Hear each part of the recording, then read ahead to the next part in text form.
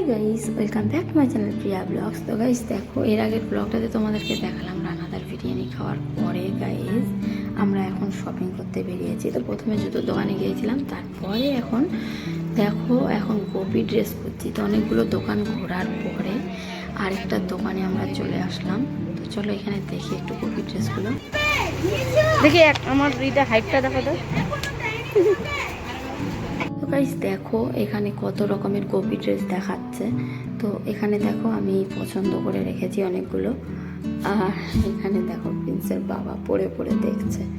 তো আমাদেরকে কিন্তু অনেকগুলো গোপী ড্রেস নিতে হতো গাইস, আমার, বৌদির, সুপ্রিয়ার, দিদির, তারপরে দিদির ভাস্তির আবার।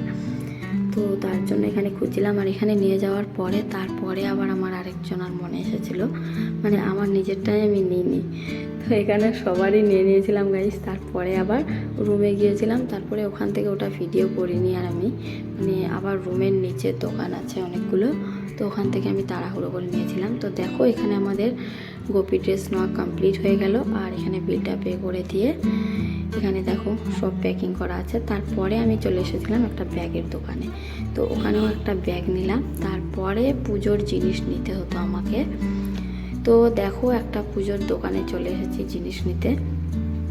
আর এখানে আমরা ঘটি দেখছিলাম গাইস। তো আমাদের পুজোরও জিনিস নেওয়া কমপ্লিট হয়ে গেল। আর আমরা কিন্তু দেখো একা একা হাঁটছি, মানে দিদিরা আবার অন্য জায়গায় জিনিসপত্র নিচ্ছে গাইস।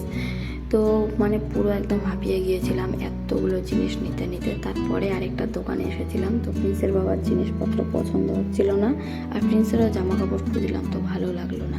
তারপরে আমরা হোটেলে এসেছিলাম আর সবাই মিলে মানে একটু শুধু বসেছিলাম, 5-10 মিনিট করেও বসেনি, কিন্তু খালি প্রিন্সকে শুধু খাইয়ে নিয়েছিলাম।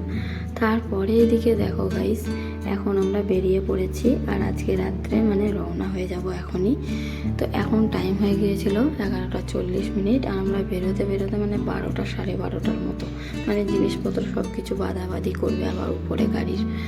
তো চলো এখন গাড়িতে বসে পড়েছি। আর আমি কিন্তু টেনশনে পড়ে গিয়েছিলাম যে কীরকম যাবো গাইস, আমার এত মাথা ব্যথা করে। আর দিদিদেরকে দেখো ভিডিও করছি, মানে আজকের লাস্ট। তো খুব খারাপ লাগছিল, মানে আলাদাই লাগছিল সবাই মিলে একসাথে। যতই মানে আসা যাওয়া করতে খারাপ লাগুক গাইস, তবুও যখন যাচ্ছিলাম খুব খারাপ লাগছিল। তো মানে আমরা টোটাল 3-4 দিনের মতো ছিলাম গাইস। তো বাবাধাম করার পরে ওদিক থেকে মায়াপুর এসেছিলাম। আর আজকে রাত্রেবেলা এখন রওনা হয়ে যাচ্ছি। তো তার জন্যই দেখতে পেলে তোমরা এর আগের ব্লগগুলোতে খুব তাড়াহুড়ো করছিলাম। তো এদিকে চলো এখন আমরা রওনা হয়ে গেলাম। আর এই দেখো ইসকন মায়াপুরের।